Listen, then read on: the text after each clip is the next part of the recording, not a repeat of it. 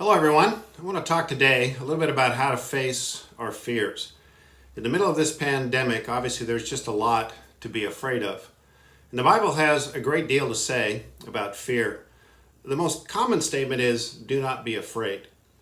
The challenge for us is that fear, like any emotion, does not respond well to commands. And that's because the human heart is kind of like this glass of water.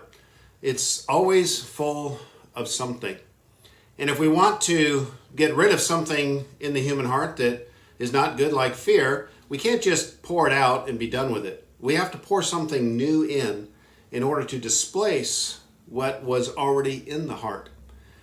2 Timothy chapter 1, verse 7 talks about what it is that we can pour into our heart that will displace fear. Here's what it says, 2 Timothy 1:7. For God gave us a spirit, not of fear, but of power, of love, and of self-control.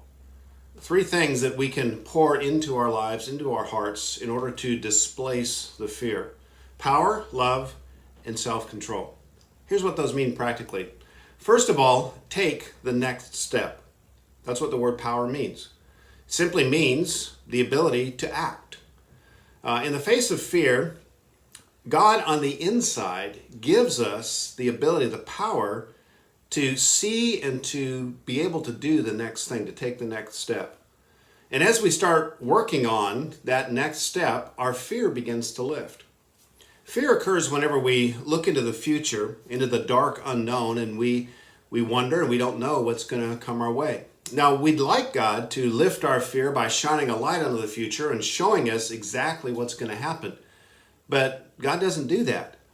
I think because if he did, we'd either be really afraid if the future is looking worse than we thought, or we'd be really complacent if the future is looking pretty good.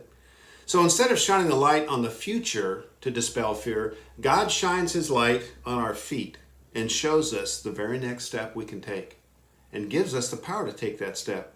And that begins to displace our fear. The next step is to focus on others. That's the word love. God gave us power, love, and then self-control. Love means to focus on others. Fear is a consuming, self-focused activity. It only thinks about itself, doesn't think about others. And whenever we focus on others, whenever we figure out a way to love and serve others, the shadows of fear begin to lift out of our heart. They're displaced out of our heart. In Matthew chapter 8, Jesus is with his disciples in a boat on the Sea of Galilee. A storm comes up, and they begin to panic because of the storm. And these are seasoned fishermen, many of them. They knew what was at stake.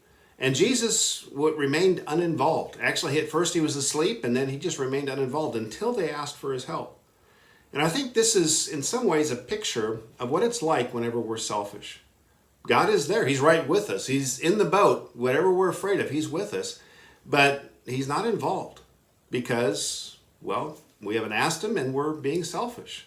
If you want God's help in a fearful situation, one of the best things that you can do is to find out a way to be of help to somebody else. Whenever God sees you begin to love someone else, boy, there's just a lot of help that comes from him when you do that. So take the next step, first of all. Secondly, look around you and see if there's some way you can focus on others and be of real help to others. Then the last step is self-control. What this means is control your emotions. Now, I'm not saying control your emotions, but control your motions. The root of emotion is the word motion. We lack the power to control our emotions, especially fear. But what we do have the power to control is our motions. What we choose to think about, that's a movement. What we choose to do, that's a movement.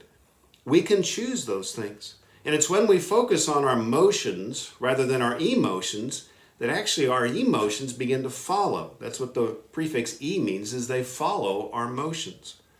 So the point is this: don't wait until you feel like doing the first two items. Act before you feel. Don't wait until you feel courageous. Take the next step. Act first, and then you will begin to feel more courageous in time. Don't wait until you feel love just welling up from inside of you. Act loving. Look for a way to help someone and do that first.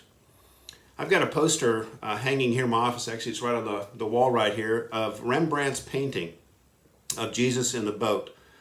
And I've got it hanging right here. It's just above my computer screen. because I often struggle with fear like most people do.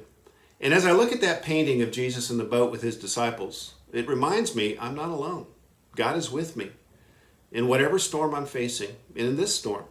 And the question always is, not is God involved, is he here, but am I going to panic or am I going to trust him in fear and take the next step, look for ways to really love and serve people and not follow my emotions, but choose to act instead and in spite of maybe what I feel. So let me just end this time by giving you my own translation of 2 Timothy 1 verse 7. So this is kind of in my own words. Here's how I would say it. If you're afraid, that's not from God.